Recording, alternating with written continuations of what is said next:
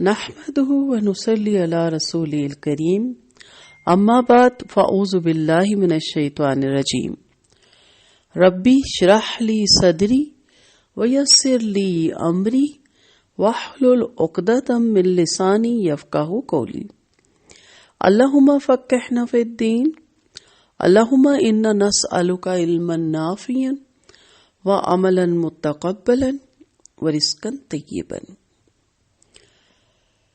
جب ہمیں یہ احساس ہو جائے کہ ہم اشرف المخلوقات بنا کر اس دنیا میں بھیجے گئے اور کیوں بھیجے گئے، کس کے لیے بھیجے گئے اور اتنے ٹائم پیریڈ تک ہم یہاں کیوں رہ رہے ہیں اور پھر ہم نے کہاں جانا ہے اور وہاں جا کے کیا ہونا ہے، اور جب یہ احساس ہو جائے کہ میں یہاں پہ اپنی منزل دنیاوی لحاظ سے بھی اپنا گول اور آخرت کے لحاظ سے جنت اس کو حاصل کرنے آیا ہوں یا آئی ہوں، تو پھر اس کے مطابق اپنے اندر تبدیلی آنی چاہیے۔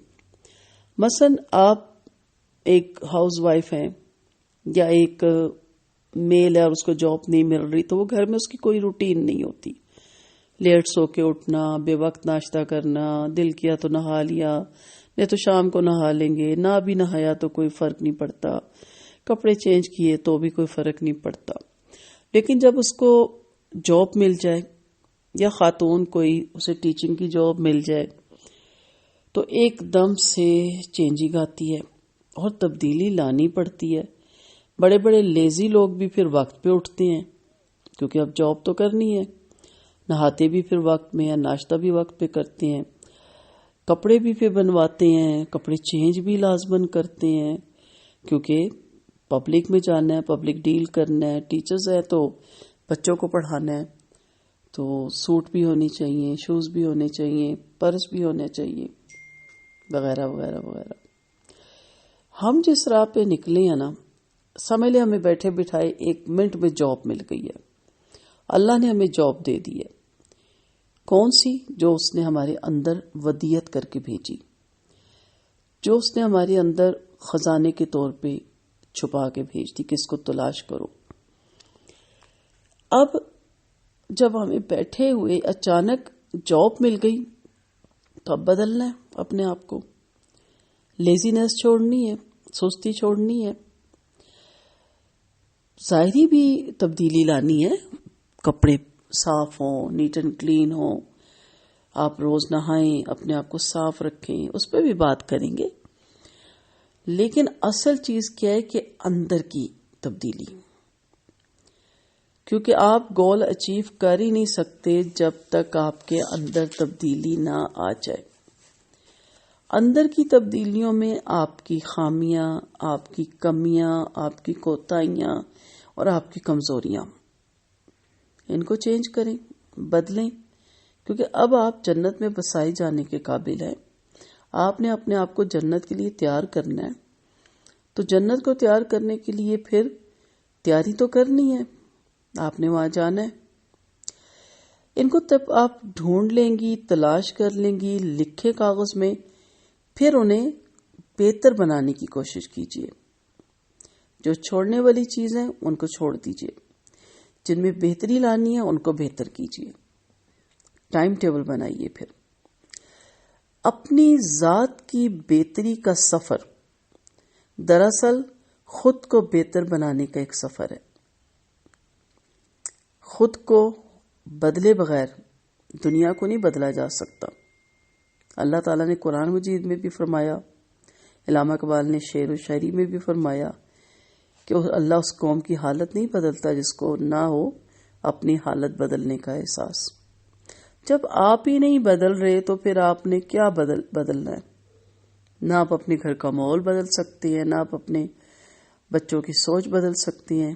اکثر بہنوں کی شکایات گھر کے معاملے میں ہوتی ہے، تو میں کہتی ہوں خود کو ٹٹولو، خود کو دیکھو کہ آپ کہاں غلط ہیں۔ مولانا جو وحید الدین رحمت اللہ علیہ ہیں، ان کا ایک قول بڑا میرے دل میں گھر کر گیا کہ دنیا میں صرف اور صرف ایک انسان کو آپ بدل سکتے ہیں اور وہ آپ خود ہیں۔ آپ کی تبدیلی خود بہت سارے گھر کی اور معاشرے کی تبدیلی ہو جاتی ہے. دنیا کو بدلنے سے پہلے خود کو آپ کو بدلنا ہے. آپ جانتی ہیں کہ ہم فرشتے نہیں ہیں، اضطراری مخلوق نہیں ہے کہ ہم میں کوئی کمی نہ ہو. ہم میں ہر طرح کی جو ہے خوبیاں خامیاں ہیں. ناممکن ہے کہ کسی شخص میں صرف خوبیاں ہوں. وہ تو پیغمبروں کی ہستیاں تھیں، ان سے بھی اللہ تعالیٰ کوئی بھول کسی لیے کروا دیتے تھے کہ ان کو کوئی خدا نہ سمجھ بیٹھے، لیکن کم از کم وہ کہہ سکتے ہیں ہم کہ 100% خوبیوں والی ہستیاں تھیں. اور ایسا کوئی شخص نہیں ہو سکتا جس میں صرف خامیاں ہوں. کیسے ہو سکتا ہے؟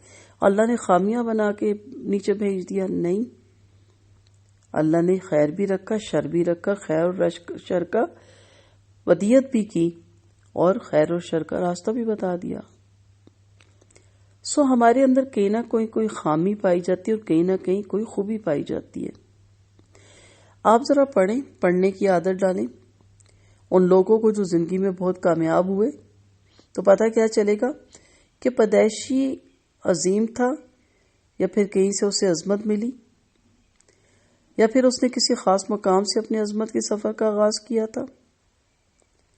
جب اس نے اپنی عظمت کے سفر کا آغاز کیا ہوگا تو لوگوں کے وہم و گمان بھی نہیں ہوگا کہ ایک دن یہ عظمت پا لے گا. اکیلے نکلنا پڑتا ہے. اگر میرے شروع کے لیکچر آپ کو یاد ہو تو جب آپ اکیلے چلتے ہیں تو بھیڑ خود بخود آپ کے ساتھ چلنے لگتی ہے.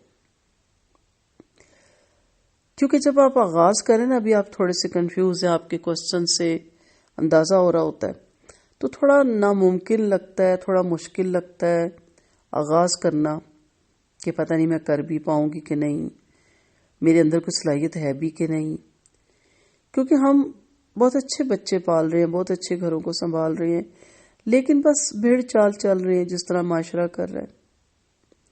ہم نے کبھی یہ دیکھا نہیں کہ کیا ہم اس طرح بچے پال رہے ہیں جس طرح کے پالنے چاہیے تھے مجھے. اس سلسلے میں میرے لیکچر ہے میری ماں میری جنت، اس سے بہت لوگوں کو فائدہ ہوا کہ ہم نے تو اس طرح کبھی سوچا ہی نہیں.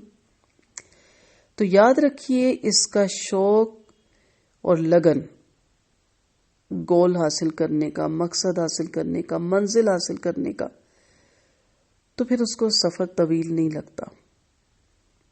جو جنت کے شہدائی ہیں نا، لگے ہی رہتے ہیں صبح سے شام تک، تھکتے ہی نہیں. کوئی موقع کوئی نیکی ہاتھ سے نہیں جانے دیتے. ہر ایک دکھ سکھ میں وہ پہلے کھڑے ہوتے ہیں. ملک پہ آ جائے، دوسرے ملکوں پہ آ جائے، سیکٹر پہ آ جائے، کسی ریلیٹیوز کے آ جائے، آپ ان کا نام سنیں گے ہمیشہ کہ جی وہ سب سے پہلے پہنچے، انہوں نے ہماری بڑی ہیلپ کی، وہ وقت پہ آ گئی، ان کی بڑی مورل سپورٹ ہمیں ملی. یہ کون لوگ ہوتے ہیں؟ جو سفر کا آغاز کر چکے ہوتے ہیں اور انہیں اچھا لگتا ہے اس سفر میں محنت کرنا. اس سفر پہ چلنے کے لیے کیا کرنا ہے وہ میں آپ کو بتاتی چلتی ہوں ابھی تک کہ اس میں آپ کو کس کس چیز کی ضرورت پڑے گی.